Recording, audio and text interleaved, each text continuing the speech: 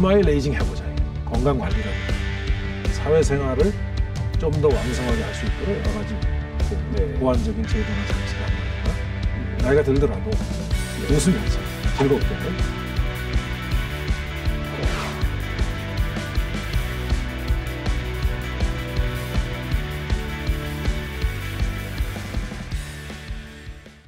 시청자 여러분 안녕하십니까? 이슈앤피플 장용수입니다. 저출산 고령화의 심각성은 어제 오늘의 문제가 아닌데요. 이제 4, 5년 후면 전 인구의 20%가 65세 이상의 인구가 되는 초고령 사회가 예고되고 있습니다. 그만큼 고령화 문제가 심각한데요. 사회적으로나 경제적으로 심각한 이 문제를 진지하게 고민하고 그 대안으로 에이징 테크를 제안하고 계시는 한경대학교 임태희 총장님을 이 자리에 모셨습니다. 총장님 어서 오십시오. 네, 안녕하세요. 반갑습니다. 예, 반갑습니다.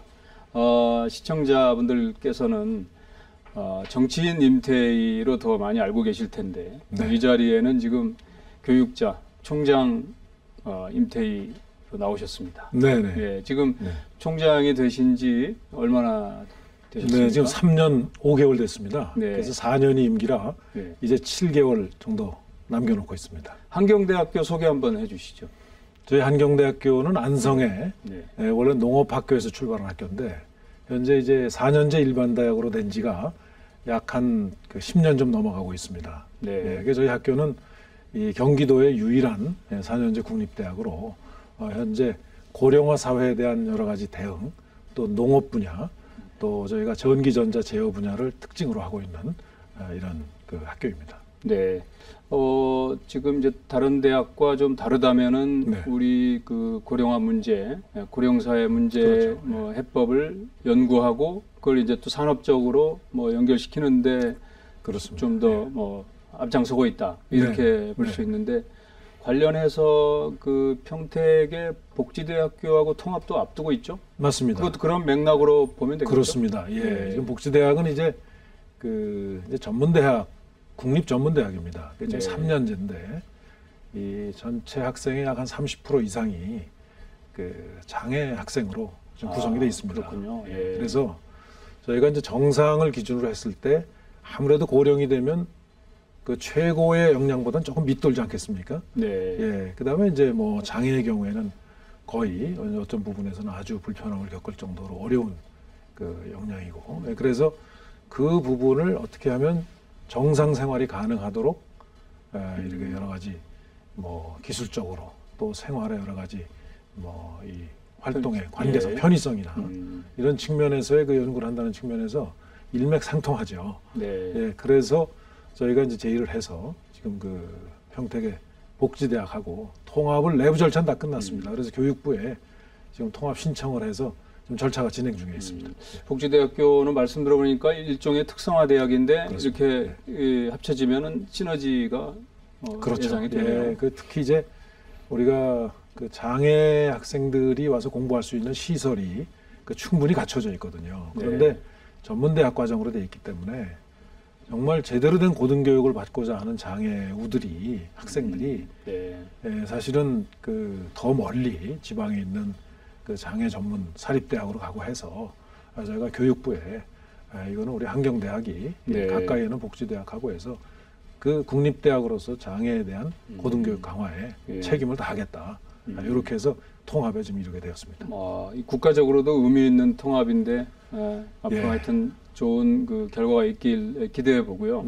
이 자리에 이제 뭐 총장님 모신 게 지금 뭐 계속 말씀하신 부분이지만 에이징 테크 이 부분에 대한 관심이 많으시고 그렇죠. 해서 모셨는데 우리나라의 이제 그 고령화의 문제 심각성부터 좀 짚고 가죠. 이게 뭐 어느 정도라고 보시는 건가요? 고령화의 문제는 사실은 상당히 오래됐어요. 오래됐고 지금 이미 나타나고 있고 가령 일 가정을 보면 저희는 그 형제가 5입니다. 그 5 형제가 부모님 2분을 이제 모시죠. 지금은 이제 어머님만 생존해 계십니다. 그런데 제 가령 자녀들은 전 딸이 2이 있는데 그 저희 다음 세대를 생각해 보면 저희 다음 세대는 사실 대체로 두 자녀거든요. 그러니까 두 자녀가 두 부모를 이제 모셔야 된단 말이죠. 그리고 대개의 경우에는 어머니 아버지뿐만이 아니라 이제 고령화가 됐기 때문에 할아버지 할머니 세대까지도 정정하게 살아 계실 거란 말이죠. 예. 그렇죠. 그렇게 보면 부담이 커지는데 숫자로 조금 보면 우리나라가 65년도에 저 75년도죠. 75년도에 그 6명 정도가 경제활동 인구 100명이 부양해야 할 고령 인구였습니다. 1975년도에. 75년도에. 예. 20년 후에 95년도에는 그게 저희가 돼요. 8명 정도가 돼요. 네. 예, 8명 정도. 95년에서 2015년에 17명이 돼요. 그게. 2015년에. 예, 예. 거의 한 2배 이상 커지죠. 근데 20년인 2045년에는 그게 49명 정도로 될 걸로 지금 추정하고 있습니다. 와, 예. 거의 절반이네요. 그렇습니다. 경제활동 인구의 그렇죠. 절반. 지금 현재 기준으로 보면은 아마 17명 좀 넘는 20명 내외일 걸로 보는데 네. 불과 앞으로 10년 남짓 후에는 지금보다 2배 이상의 똑같은 경제활동을 해서 2배 이상의 부양 인구가 생긴다고 생각하면 정말 재앙이고 끔찍한 얘기죠. 이 수치를 들어서 잘 설명을 해 주시니까 이제 더 고령화 문제가 얼마나 심각한지 다가오는데요. 그래서 이제 에이징 테크가 중요하다. 그렇죠. 그러시는 거잖아요. 그렇죠. 지난해 저희 매일경제 TV와도 포럼에서 직접 뭐 주제 발표도 하고 그러셨는데 정말 우리 저 매경에서 정말 좋은 기회를 만들어 주셔서 아주 저도 그 보람 있게 생각했었습니다. 감사드리고요. 그 에이징 테크가 이제 필요하다는 걸 우리 뭐 시청자분들도 딱 직감을 하실 것 같은데 그렇죠. 왜 에이징 테크인지 한번 설명을 해주시죠. 흔히 이제 이렇게 설명드릴 수 있죠. 지금 대부분의 가정에 아마 거의 고령 부모님을 모시고 계실 겁니다. 저도 어머니가 99세시니까. 그러면 사실 직장 생활을 거의 지금은 하기 때문에 뭐 부부가 다 직장 생활하는 경우가 많기 때문에 그 돌봐드릴 수가 없어서 대개 이제 뭐 요양원 또는 안 좋으신 분들은 요양병원으로 가시는데 사실은 조금만 미리미리 대응해서 가령 뭐 근력이 좀 떨어진다든가 하면 근력을 보충을 하고 또 여러 가지 인지 능력이 좀 약간 뭐 정상보다는 아무래도 떨어져 한창 때보다는 떨어지면 인지 능력을 조금 보강을 해주든가 또 생활에 여러 가지 불편한 연세가 들어서 불편한 거라면 조금 편리한 이런 시스템이나 기술을 도입해서 좀 편리하게 해드리면 구태 요양병원이나 요양원 가지 않고 댁에서 노후 생활을 얼마든지 할 수 있다 하는 이제 생각을 할 수 있습니다. 이미 외국에서는 그런 이 추세가 오래됐는데 우리의 경우는 급격히 고령화가 진행되는데 어떻게 보면 세계에서 제일 빨리 진행되는데도 그 부분에 대한 준비가 미흡하죠. 그래서 국립대학인 저희가 제가 학교에 가서 여러 교수님들하고 의논하면서 이거를 지금 집중하게 되었습니다. 과거 행정부에서 고용노동부 장관도 하셨고 또 지금 이제 대학에서 물론 학교 전체 뭐 운영을 하시면서 이제 이 분야에 지금 특화시키고 있는데 그 맥락을 같이 하는 것 같아요. 그렇습니다. 네, 그렇습니다. 이게 고용노동부에 있을 때 제가 장관을 할 때 일입니다. 이제 2009년 일이죠. 그때 제가 법을 한번 챙겨봤습니다. 고령자에 대해서 어떤 좀 대책을 하고 있는가. 근데 그때는 이 55세 이상을 만 55세 이상을 고령자 취업에 관한 지원 법률의 대상으로 했어요. 그래서 제가 그 당시에 55세였습니다. 그래서 제가 우리 직원들한테 55세부터 고령자로 취급하면 이 나라가 어떻게 되겠냐. 이게 좀 잘못된 것 같다. 하고 그때 이거를 이제 연령을 좀 뒤로 늦춘 그런 작업을 했는데 지금은 유엔에서 얼마 전에 발표한 거에도 65세까지 청년이죠. 그죠? 66세부터 80세까지가 이제 중년으로 치는데 저는 개인적으로 뭐 아직 저도 좀 활동을 이렇게 하고 있으니까 저희 세대, 그것도 지금 은퇴하고 있는 베이비 부모 세대는 본인들이 정말 일부러 피하는 게 아니라면 원한다면 앞으로 한 10여 년은 그 이상은 더 일을 해야 활동할 수 있다. 활동도 할 수도 있고 또 충분히 할 역량도 있고 할 수도 있다. 그런 여건을 만들어 보자 하는 취지에서 에이징 테크놀로지가 기여할 것으로 생각합니다. 아, 그런 점에서 에이징 테크가 이제 그렇죠. 상당히 의미가 있는 것 같은데요. 네. 이제 그때 그 발표하실 때 내용 보니까 에이징 테크가 이제 그 웰 에이징, 안티 에이징이 있는데 안티에이징보다는 지금 말씀하시는 게 그렇죠. 웰 에이징이잖아요. 웰 에이징을 정의하시면은 개념적으로 이제 우선 가장 문제가 되는 게 이제 가장 한참 때 활동할 때 보면 건강이 떨어지지 않습니까? 그건 뭐 자연스러운 현상이죠. 어떻게 하면 건강한 생활을 오래 하느냐. 그게 크게 이제 에이징 테크놀로지는 건강 생활, 헬스케어에 관한 부분이 한 영역이 있고 그다음에는 이제 또 건강하고 직접 관련은 아니지만 물론 뭐 건강에다 연유하는 거지만 인지 능력도 떨어지고 또 여러 면에서 보면은 우리가 그 약해질 수 있는 그런 근력이나 이런 것들은 건강과 관련 건강하지만 근력은 약해지는 거니까 이제 기능적으로 이제 많이 떨어지고 또 어떻게 보면은 이제 그 여러 가지 동작이 뭐 복잡하다거나 그러면은 아무래도 그거는 그 고령자가 되면 떨어지거든요. 그러니까 그런 약화되는 그런 기능들을 좀 그래서 불편해지는 거를 이제 예방하는 편의성 제거에 관한 여러 가지 기술. 이제 또 하나 아무래도 사회적으로 뭐 네트워크도 이제 좀 달라지고 또 활동성도 좀 제한을 받고 하기 때문에 이제 사회생활에서 여러 가지 또 그 적응이 필요한 게 더 많죠. 뭐 예를 들면 아주 최첨단 금융이나 이런 쪽으로 넘어가니까 가령 이제 연세가 드신 분들은 그런 기기들을 충분히 따라가지 못해서 생기는 근력 활동 문제뿐 아니라 그렇죠. 사회생활에 있어서의 활동, 일종의 사회 트렌드를 그 과학기술의 트렌드를 따라가지 못하는 데서 생기는 여러 가지 애로사항들을 우리가 해결해 주는 것도 광범위하게 에이징 테크놀로지의 영역으로 이렇게 정의를 하고 그렇게 지금 저희들도 연구를 하고 있습니다. 그러니까 웰 에이징 테크의 그 키워드 핵심 내용이 이제 웰 에이징인데 그거를 그 설명을 하자면 노화를 긍정적으로 잘 수용해서 삶의 질을 향상시키자. 이게 이제 웰 에이징. 그렇습니다. 그래서 이 제가 저희 학교에서 만든 용어인데 정말 이 스마일 에이징 해보자 이거지. 스마일 에이징. 그러니까 우리가 지금은 이 나이가 들어간다는 게 굉장히 좀 그 우울한 얘기죠, 사실은. 그렇지만 우리가 이런 그 건강 관리라든가 이제 건강이라든가 또 편의성을 제고한다든가 사회생활을 좀 더 왕성하게 할 수 있도록 여러 가지 그 보완적인 제도나 장치를 한다든가 이렇게 하게 되면은 사실은 그 나이가 들더라도 얼마든지 정말 웃으면서 즐겁게 스마일 에이징 할 수 있다. 그 에이징 테크가 잘 접목이 되면 그 일상이 뭐 아주 뭐 편리해지고 그렇죠. 윤택해지고 뭐 이렇게 그럼요. 하겠는데. 그럼요. 아까 얼핏 말씀하셨지만 우리나라 에이징 테크 산업의 현주소 아무래도 좀 뒤쳐져 있다고 그랬잖아요. 어느 정도인가요? 뭐 선진국 미국 같은 나라 이렇게 보시면 됩니다. 지금 선진국들은 워낙 그 고령 사회로 진입하는데 아주 오래 걸렸죠. 뭐 영국이나 미국 이런 데는 적어도 7, 80년, 한 100여 년 가까이 이렇게 걸려서 있기 때문에 자연스럽게 그냥 여러 세대를 지나면서 적응이 돼버렸죠. 그렇기 때문에 크게 그렇게 고령화 사회 문제가 아주 심각한 국가사회적 문제는 아닙니다.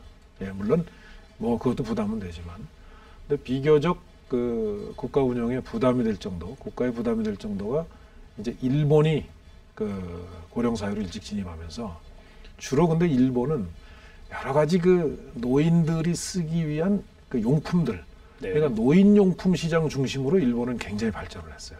그래서 아마 우리나라도 여러 가지 의료나 이런 데서 하는 노인용품들이 일본에서 많이 들어오는 걸로 알고 있습니다. 근데 우리나라는 굉장히 급격하게 지금 고령사회로 진입을 지금 앞두고 있는데도 불구하고 그건 노인용품뿐만이 아니라 선진국에서 운영하는 여러 가지 시스템은 더더욱이 지금 안 돼 있는 편이에요. 그래서 우리는 지금 이제 고작 지금 되고 있는 것이 뭐 이제 사람이 하는 간병인 제도나 이런 정도가 지금 뭐 돼 있다고 할까요? 그 다음에 뭐 일부 이제 수입이 없으니까 뭐 지하철 무임승차하게 한다든가 이런 정도만 돼 있지. 기술로서는 그렇죠. 그분들을 어떻게 더 활동하게 하고 그분들이 이런 점만 보완이 되면 이분들도 충분히 활동할 수 있는 역량이 다 충분한데 그런 데서에 이분들을 좀 더 그 활동하게 하는 이런 부분에서 연구는 아직 제도적으로도 그렇고 아주 위험합니다. 사실 코로나 시대에 K 방역이 좀 평가를 받았는데 그렇죠. 말씀 들어보니까 K 에이징 테크가 필요한 것 같습니다. 이거는 아주 필요합니다. 아주 이게 기회가 있다고 보는 게요. 우리가 이제 베이비 부모 세대가 이제 은퇴하기 시작하지 않습니까? 앞으로 10년 동안에 그 아까 말씀드린 대로 그 한 50여 명 가까이 이제 그 부양 가족이 늘어난다는 게 이제 부양 인구가 경제 활동 인구 100명이 그렇죠. 그게 늘어난다는 거는 바로 그 베이비 부모 세대가 이제 고령 사회로 고령화 단계로 빠르게 고령 인구로 진입한다는 뜻인데 그분들의 사실은 보면은 굉장히 경제적으로도 격차는 있습니다만은 그래도 우리 사회가 고도 성장기를 사회생활을 해온 그 세대이기 때문에 그래도 경제력이 있는 세대입니다. 그래서 그 경제력이 있는 세대가 은퇴하는 거를 그냥 그 경제력으로 노후 생활이나 이렇게 할 게 아니라 지내면서만 하게 되면 저는 국가 경제의 활력은 대단히 떨어질 것이다. 젊은이의 일자리 만드는 건 물론이고 이렇게 봅니다. 그래서 그 부분을 어떻게 하면은 투자로 이어지게 되고 또 그 부분이 이분들이 좀 더 활동하게끔 하는데 그래서 뭐 생산 가능 인구가 우리가 학문적으로는 65세지만 75세, 80세까지도 경제 활동할 수 있게 만약에 우리가 구조를 바꿔줄 수 있다면 이거야말로 전 인류 사회에 기여하는 게 크다고 봅니다. 이제 그러면 우리가 고령화 사회로 들어갈 만한 지금 저 연도가 2020 지금 한 6년 정도에서 우리보다 한 10년 정도 뒤에 중국이 이 초고령 사회로 진입을 할 것으로 지금 현재로서는 예상이 돼요. 그러면은 우리가 먼저 이 준비하면서 주변 국가에 대해서도 뭐 시장으로서가 아니라 정말 그 인류 어떤 그 미래에 공헌하는 기술로서 또 시장성도 있고 뭐 수출 산업으로도 그렇죠. 가능하겠네요. 정말 어떻게 보면 이거는 그 정말 그 국가적 책임이 아니라 세계적 어떤 그 정말 중견 국가로서의 책임을 다하는 저는 영역으로 발전시킬 수도 있다고 확신합니다. 네, 고령화가 일반적으로 경제 성장에도 나쁜 영향을 미칠 거다. 그렇죠. 이렇게 분석이 되는데 그렇습니다. 이런 그 에이징 테크 외에도 우리가 실천해야 될 과제들이 있을 것 같아요. 우리 뭐 총장님은 또 어떤 것들이 또 있다고 보십니까? 지금 그 국가적 과제로 고령화 문제는 기본적으로 저출산 문제하고 연계가 돼 있습니다. 아니면 출산율이 높아서 젊은 인구가 늘어나면 고령화 문제가 사실 그렇게 심각하지 않을 거예요. 근데 지금 문제는 우리는 고령화도 급격히 진행되는데 세계에서 거의 OECD 국가 중에 출산율이 거의 제일 낮을 정도로 저출산 국가라는데 문제의 심각성이 있습니다. 저는 이 저출산 문제 해결은 아마 우리 국가가 지금 그 당면하고 있는 가장 사실 중요하고도 시급한 문제라고 생각합니다. 그렇기 때문에 이게 이제 지도자가 또 정치권이 깊이 관심을 가져야 될 이슈라는 거죠. 앞으로 이제 우리 총장님 그 한 6, 7개월 남으셨다 그러는데 앞으로 계획은 지금 어떤 걸 가지고 계시는지요? 제가 이제 학교에 있는 동안에는 이제 우선 학교에서 지금 하고 있는 에이징 테크에 관한 문제, 또 저희 학교는 그 AI 스마트 팜, 그렇죠. 그게 이제 어떻게 보면 고령자들이나 도시에서 사시는 그 고령층 인구가 연령대에 계신 분들이 사실은 가서 일도 하시면서 소일거리도 될 수 있는 그런 한번 시스템을 표준 보급형으로 한번 만들어보자. 농업학교 전신이 그렇기 때문에 그런 스마트팜 쪽은 상당히 경쟁력이 있고 가져갈 수 있겠네요. 그래서 그렇게 준비를 하고 있고 이제 하나가 이제 이 또 통합이 있고 그래서 복지대학교의 통합 그런 문제도 잘 마무리 짓는 게 우선 지금으로서는 뭐 제가 드려야 될 각오고 이제 그 이후의 문제는 대한민국이 정치와 정부만 이 국제 선진국들처럼 경쟁력이 만약 있다면 그리고 국민들에게 긍정적인 어떤 이런 역할을 한다면 아마 대한민국은 단숨에 정말 그 세계 최고의 국가가 될 수 있지 않을까 하는 그런 생각하실 겁니다. 아마 대부분 국민들이 하실 거예요. 근데 지금 현실은 기업은 정말 이렇게 앞서가는데 현실은 아니란 말이에요. 그래서 제가 이제 정치를 어떻든 이 떠나서 학교에 이렇게 와 있는 동안에 정말 국민을 정말 이게 맞추는 그런 역할들을 하도록 역량도 키우고 그런 거에 대한 어떤 이 필요성도 절감해서 시대 정신도 공유하는 거죠. 시대 정신 공유해서 나가는가. 그게 참 중요한 것 같아요. 그래서 그런 부분에 관한 일은 아직 끝나지 않았다. 이렇게 생각합니다.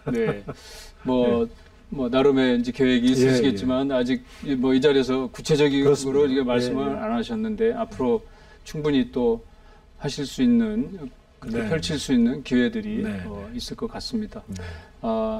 마지막으로 지금 학생을 가르치시고 또 학생을 뭐 육성하는 그런 총장으로 계시는데 젊은이들한테 한 말씀 하시고 이 자리 마무리하겠습니다. 지금 이제 저희가 4차 산업 시대에 도래하고 또 역시 이 흐름은 주역은 젊은이들이 해야 되는 거죠. 근데 우리는 어떤 그 사회 제도나 학교 제도가 그런 미래보다는 현재와 지나간 것에 대한 그 추억 속에 많이 붙잡혀 있는 것 같아요. 제가 보기에. 그래서 정말 형식에 구애받지 않고 정말 그 미래에 대한 이런 좀 관심을 갖고 미래를 위해서 지금 뭐가 필요한가 이런 데 대한 고민을 좀 같이 했으면 좋겠습니다. 정말 젊은이들이 4차 산업의 흐름도 주도할 사람들은 지금 대학생 비롯해서 젊은이들이고 그 이후의 시대에도 가장 무거운 짐을 또 안고 있지만 그래도 해결은 그분들한테서 답이 나와야 되는데 그러기 위해서는 자기의 다양성과 끼를 자꾸 지금 현재 또 과거 문제 이렇게 자꾸 이게 얽매이지 말고 앞으로 헤쳐나가는 좀 도전하고 좀 더 사기하고 다른 것들을 포용하는 일종의 좀 그 관용성 그래야 다양해질 수 있거든요. 유연해지고 좀 그런 정신을 젊은이들이 갖도록 이렇게 했으면 좋겠다는 부탁을 좀 드리고 싶어요. 그런 점에서 앞으로 더 역할을 하셔야 되지 않을까 싶습니다. 오늘 이렇게 나와주셔서 감사합니다. 아유 감사합니다. 감사합니다. 지금까지 한경대학교 임태희 총장님과 에이징 테크 그리고 우리 한국 사회 발전 방안에 대해서 말씀을 나눴습니다. 이슈 앤 피플 여기서 마치겠습니다. 감사합니다.